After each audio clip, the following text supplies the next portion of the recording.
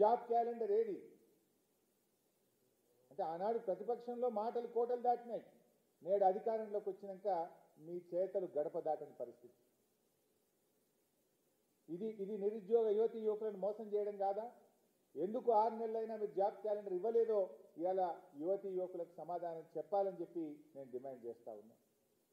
ఐదవది, ఆ రోజు ఏమన్నారు? రాష్ట్రంలో 25,000 ఉపాధ్యాయ పోస్టులు ఖాళీగా ఉన్నాయి.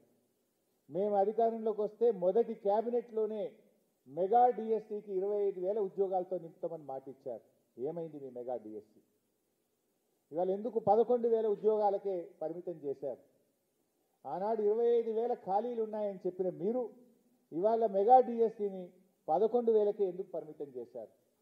ఇచ్చిన మాట ప్రకారంగా ఉపాధ్యాయ ఉద్యోగాలను 25,000కు పెంచి మెగా డిఎస్సిని మరి నిర్వహించాలని చెప్పి బీఆర్ఎస్ పార్టీ డిమాండ్ చేస్తూ ఉంది.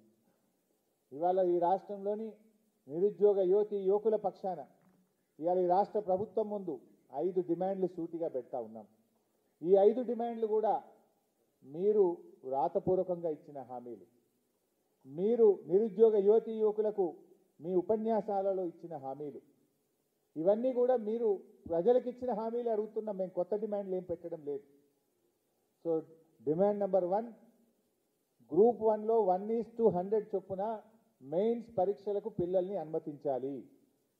డిమాండ్ నెంబర్ 2, గ్రూప్ 2లో 2,000 ఉద్యోగాలు పెంచి గ్రూప్ 3లో 3,000 ఉద్యోగాలు పెంచి గ్రూప్ 2, గ్రూప్ 3 పరీక్షలు నిర్వహించాలి అని చెప్పి డిమాండ్ చేస్తూ ఉన్నాం. Demand number 3, exam to exam మధ్య 2 నెలల గ్యాప్ ఉండాలని చెప్పి ఆ రోజు మీరు ఇచ్చిన మాటను అమలు చేయాలని, ఇప్పటికే ఇచ్చిన తేదీలు వాటిని మార్చి ఎగ్జామ్ టు ఎగ్జామ్ 2 నెలలు వ్యవధి ఉండే విధంగా ఇచ్చిన మాట నిలుపుకోవాలని చెప్పి డిమాండ్ చేస్తూ ఉన్నాం. డిమాండ్ నెంబర్ 5, 2 లక్షల ఉద్యోగాలతో జాబ్ క్యాలెండర్ ఇస్తామని చెప్పి 6 నెలలైనా ఇప్పటిదాకా జాబ్ క్యాలెండర్ విడుదల చేయలేదు. ఏడాదిలోగా 2 లక్షల ఉద్యోగాలు నింపుతామన్నారు. ఆ 2 లక్షల ఉద్యోగాలు వచ్చే 6 నెలల్లో ఎలా నింపబోతున్నారు? ఆ జాబ్ క్యాలెండర్ను విడుదల చేసి ఆనాడు ఇచ్చిన మాట ప్రకారం వచ్చే నెలల్లో 2 లక్షల ఉద్యోగాల నియామకాల ప్రక్రియ పూర్తి చేయాలని డిమాండ్ చేస్తున్నాం. డిమాండ్ నెంబర్ 5, ఆ రోజు 25,000 ఉపాధ్యాయ ఖాళీలు ఖాళీగా ఉన్నాయని చెప్పారు.